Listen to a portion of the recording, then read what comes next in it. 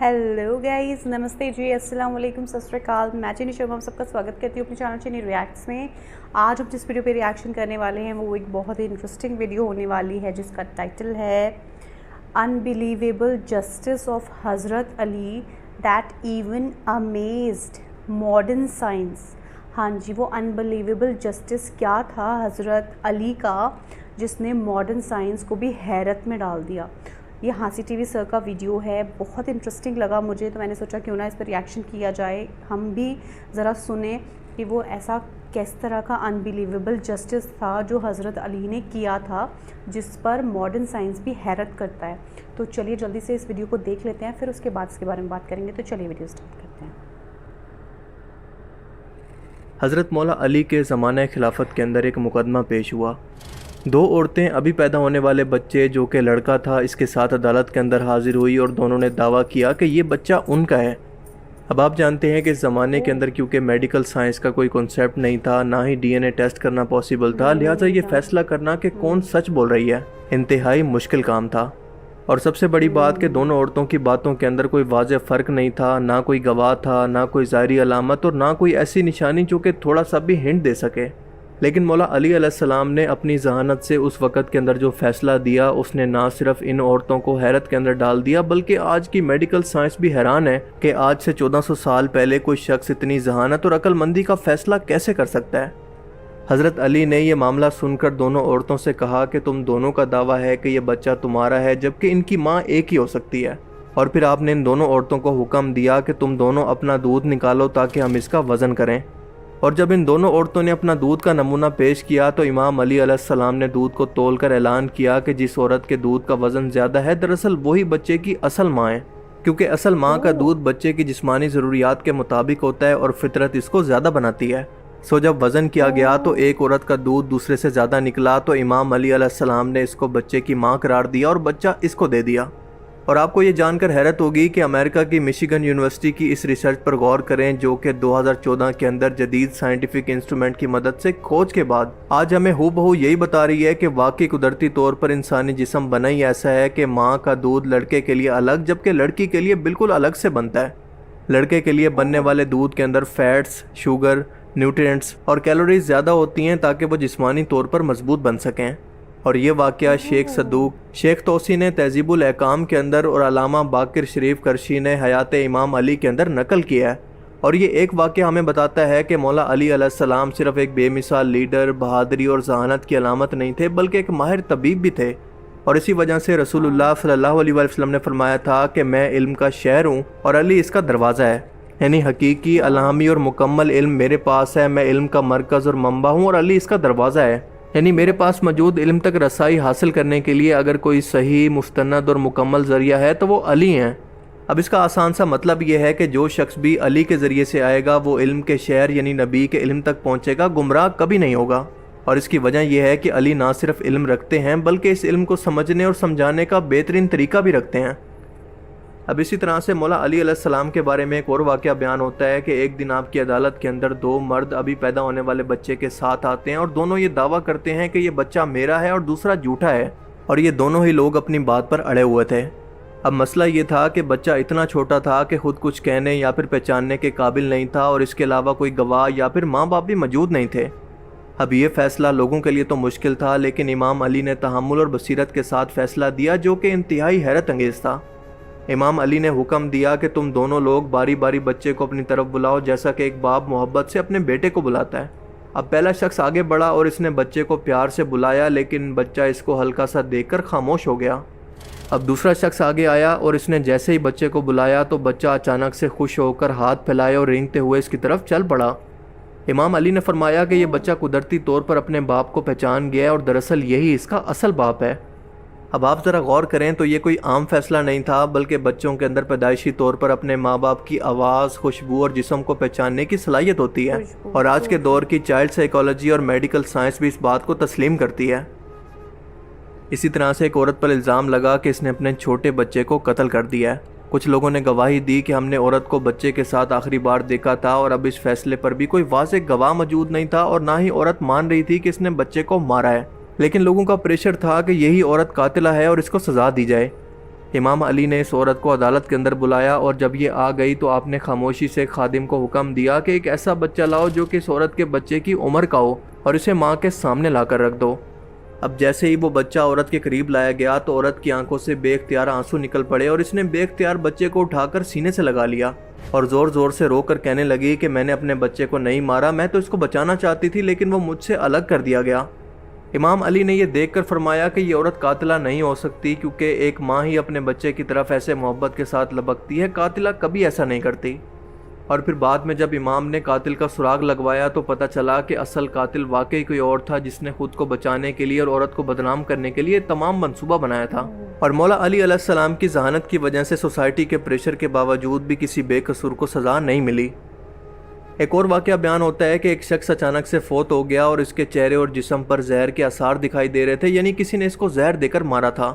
اب اس معاملے کی چھان بین کی گئی تو پتہ چلا کہ اس نے آخری بار کسی کے ساتھ کھانا کھایا تھا اور مرنے سے پہلے اس کے آخری الفاظ یہ تھے کہ مجھے کھانے کے اندر کچھ زہریلا محسوس ہو رہا ہے۔ اب اس کیس کے اندر بھی قاتل کا کوئی واضح سراغ موجود نہیں تھا اور نہ ہی کوئی گواہ موجود تھا، لیکن امام علی نے مرنے والے شخص کے تمام گھریلو ملازمین، دوستوں اور کھانے کے وقت ساتھ موجود لوگوں کو بلا لیا اور آپ نے پوچھا کہ کیا وہ کھانا جس کو کھا کر یہ شخص مرا ہے کیا وہ ابھی بھی باقی ہے؟ لوگوں نے کہا کہ جی ہاں، تھوڑا سا کھانا بچا ہوا ہے۔ حضرت علی نے فرمایا کہ سب لوگ باری باری وہی کھانا کھائیں جو کہ مرنے والے نے آخری بار کھایا تھا۔ اب یہ سن کر سب لوگ خاموش تھے، لیکن جیسے ہی کھانے کو قریب لایا گیا تو ایک شخص کا چہرہ پیلا پڑنے لگا اور وہ گھبرا کر پیچھے ہٹنے لگا، تو امام نے فوراً فرمایا کہ یہی قاتل ہے، کیونکہ اگر یہ بے گناہ نہ ہوتا تو کھانے سے اس طرح سے نہ ڈرتا۔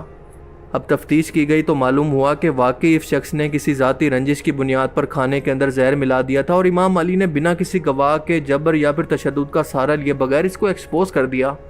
اب اس کام کے لیے انہوں نے انسانی فطرت اور خوف کو آزمائش کا ذریعہ بنایا اور قاتل کا لاشعوری خوف ہی اس کی زبان بن گیا۔ اور آپ کو بتاتا چلوں کہ آج بھی یہ طریقہ کار بیہیویئر سائیکالوجی اور لائی ڈیٹیکشن کے اندر استعمال ہوتا ہے۔ اب یہ اگلا واقعہ جنگ صفین کے بعد کا ہے، جب امام علی علیہ السلام اور امیر شام حضرت معاویہ کے درمیان جنگ ہوتی ہے، اور جب حضرت علی کی فوج فتح کے قریب پہنچتی ہے تو معاویہ کی فوج نے قرآن نیزوں پر بلند کر کے جنگ کو روکنے کی درخواست کی۔ اب کچھ لوگوں نے یہ دیکھ کر امام علی پر دباؤ ڈالا کہ جنگ روک کر قرآن کے مطابق فیصلے پر راضی ہو جائیں، کیونکہ اللہ فرماتا ہے کہ جب مسلمانوں کے دو گروہوں کے درمیان کوئی جنگ ہو تو قرآن سے اس کا فیصلہ کرواؤ۔ اب امام علی علیہ السلام یہ بات اچھی طرح سے جانتے تھے کہ یہ ایک چال ہے تاکہ ان کی فوج کے اندر پھوٹ پڑ جائے، لیکن اپنی فوج کی ضد کی وجہ سے آپ نے یہ ریکویسٹ قبول کر لی، لیکن بعد میں وہی ہوا، کیونکہ وہی لوگ جو کہ امام کو ثالثی پر مجبور کرنے والے تھے بعد میں کہنے لگے کہ آپ نے اللہ کے حکم کی بجائے انسانوں کے فیصلے کو مانا، آپ نے کفر کیا۔ یعنی ان کے مطابق اللہ کا قرآن کہتا ہے کہ حق و باطل کا فیصلہ اللہ کرے گا، لیکن آپ علی نے دو انسانوں ابو موسیٰ اشعری اور عمر بن عاص کو ثالث مقرر کر کے اللہ کے حکم کو چھوڑ دیا، یعنی آپ نے کفر کیا۔ اللہ کے حکم کو چھوڑ کر انسانوں کی بات کو اہمیت دینا ان کے مطابق شرک یا کفر تھا، لہٰذا یہ گروہ خوارج کہلایا اور انہوں نے امام علی علیہ السلام کے خلاف بغاوت کر دی، اور انہی لوگوں سے امام علی علیہ السلام نے جنگ نہروان بھی لڑی، ان کو شکست دی اور ان کے جنازوں پر کہا کہ ان کو برا مت کہو کیونکہ ان کو قرآن کی تعویل کی غلطی لگ ہے، لیکن یہ پھر بھی ہمارے بھائی ہیں۔ اس وقت خوارج کے اعتراض پر مولا علی نے ایسا جواب دیا جو کہ آج بھی انسانوں کی عقل کو دنگ کر دیتا ہے۔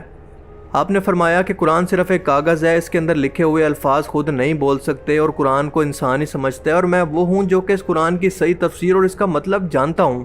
نہج البلاغہ خطبہ 18 سے 124۔ اور بالکل قرآن پاک کے اسی علم اور تفسیر کو جاننے کی وجہ سے ہی اللہ کے رسول نے آپ کے بارے میں فرمایا تھا کہ علی علم کا دروازہ ہے، جس کسی کو بھی قرآن پاک کا مطلب سمجھنا ہے وہ علی سے بہتر ان کو کوئی نہیں بتا سکتا۔ سچ میں گائز بہت انٹرسٹنگ ویڈیو تھی، اور حضرت علی کے بارے میں بتایا سر نے، کتنے سارے انہوں نے مطلب جو کیسز ان کے پاس آتے تھے، جو لوگ اپنے پرابلمس لے کر ان کے پاس آتے تھے، وہ کیسے انٹیلیجنس کے ساتھ اور کتنے اچھے سے اس چیز کو حل کر دیتے تھے۔ مطلب اس میں کتنے سارے قصے سر نے ایکسپلین کیے ہیں۔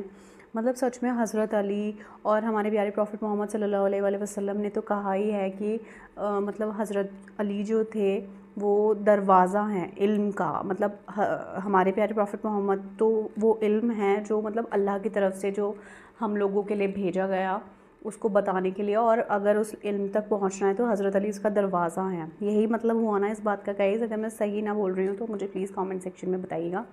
اور سچ میں گائز مطلب بہت ہی اچھا لگتا ہے کس طرح سے وہ جو 2 ماؤں کا تھا کہ دودھ والا بچے، کہ انہوں نے کہا کہ دودھ کو تو وہ کرو، وزن کرو اس کا، جس کا بھی زیادہ وزن ہوگا وہ اس بچے کی ماں ہے.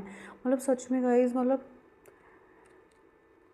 اس وقت پہ تو سائنس کا تو کچھ تھا ہی نہیں اس وقت کا. اب تو اتنی ایڈوانسمنٹ ہی نہیں تھی چیزوں کا، کچھ پتہ ہی نہیں ہوتا تھا. مطلب سچ میں گائز کیا، مطلب اتنے سارے انہوں نے چیزیں کرائیں. وہ زہر والا قصہ جو اس میں بتایا، کتنی ساری چیزیں انہوں نے اس میں ایکسپلین کری ہیں بہت اچھی طرح سے. مطلب حضرت علی، صحیح بات ہے گائز، وہ ویسے بھی ہمارے پیارے پروفٹ محمد صلی اللہ علیہ وسلم کے داماد تھے، تو وہ تو خاص سے بھی خاص ہی ہوں گے نا، اوبویس سی بات ہے، ٹھیک ہے نا. تو اور سچ میں بہت بہت اچھا لگتا ہے.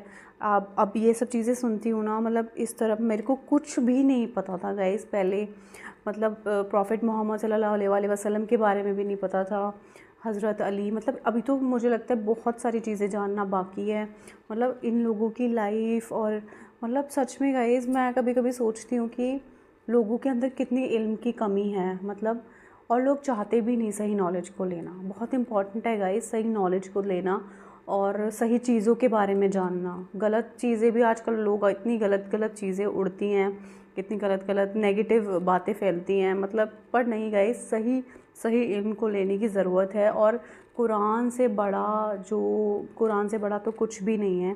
جو قرآن ہمیں علم سکھاتا ہے، ٹھیک ہے، وہ ہمیں کوئی بھی نہیں سکھا سکتا. تو کہیں بھی مت جائیے، کچھ بھی مت کریے، صرف قرآن کو سمجھیں، قرآن کو پڑھیں.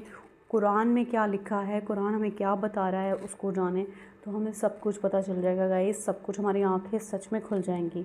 آئی ہوپ آپ لوگوں کو ویڈیو بہت اچھا لگا ہوگا، کیونکہ بہت ہی اچھا لگا مجھے بھی یہ ویڈیو. کافی ساری حضرت علی کے بارے میں، ان کے جسٹس کو لے کر پتہ چلا کہ وہ کس طرح سے نیائے کرتے تھے لوگوں کے ساتھ میں، ان کی پرابلمس کو سالو کر دیتے تھے. بہت اچھا ویڈیو تھا. آئی ہوپ آپ لوگوں کو بھی اچھا لگا ہوگا. اگر ویڈیو اچھا لگا ہو تو اس کو لائک ضرور کریے گا، چینل کو سبسکرائب کریے گا گائز، زیادہ سے زیادہ اس کو شیئر کریے ویڈیوز کو. آپ لوگ بہت سپورٹ دیتے ہیں، ایسے اپنا سپورٹ اور پیار بنا کر رکھیے گا.